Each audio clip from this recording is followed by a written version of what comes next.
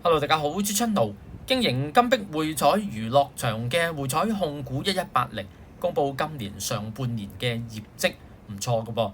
集團總收入係5.08億港元，按年升咗近2成。收入增加主要由於喺澳門提供娛樂場管理服務，管理金碧匯彩啦，同銷售電子娛樂設備及系統嘅收入增加。集團喺澳門經營嘅金碧匯彩娛樂場呢個衛星場，上半年總博彩收入有6.99億，同比增長7.2%。嚟自銷售同租賃電子遊戲設備同系統嘅收入按年亦增加近8.4%至1.25億，經調整 EBITDA 錄得2.12億，按年上升43.4%。錄得盈利1.78億，同比增加48.9%，派中期息每股7仙半，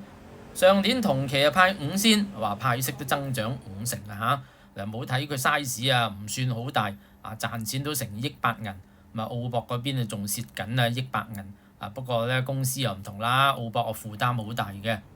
至於匯彩控股嘅銀行結餘同現金有4.18億，總借款只係1.26億啦。資產淨值5.9億，資產負債比率只係21.4%，借貸又相對低㗎嚇，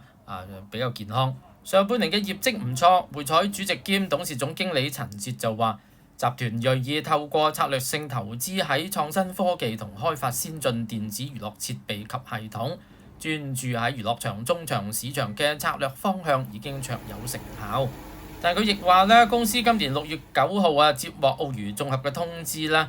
佢哋為金碧匯彩娛樂場呢個衛星場提供嘅專業管理服務協議將會喺今年底屆滿之後，不獲續期或者延期啦。自2007年以嚟，集團為金碧匯彩娛樂場提供服務近18年，為澳門嘅就業穩定同經濟發展作出咗貢獻。管理衛星場嘅業務冇得做啦，所以董事會亦預期明年集團同澳娛綜合之間嘅服務協議到期之後，收入同股東應佔溢利將會大幅減少。憑住成熟嘅專業知識同營運經驗，集團繼續致力於積極開拓澳門同國際市場嘅新機遇，睇下有咩新嘢做啦。特別喺一啲具有可觀增長潛力嘅市場，拓展業務版圖。冇得做衛星場，第日收入一定係減得唔少嘅。但好處就係借貸比較少啦，公司嘅資產負債比率係比較低，轉型搞第啲業務轉身相對比較容易嘅。好，呢一集睇到先，想支持我嘅訂閱，我哋下集見。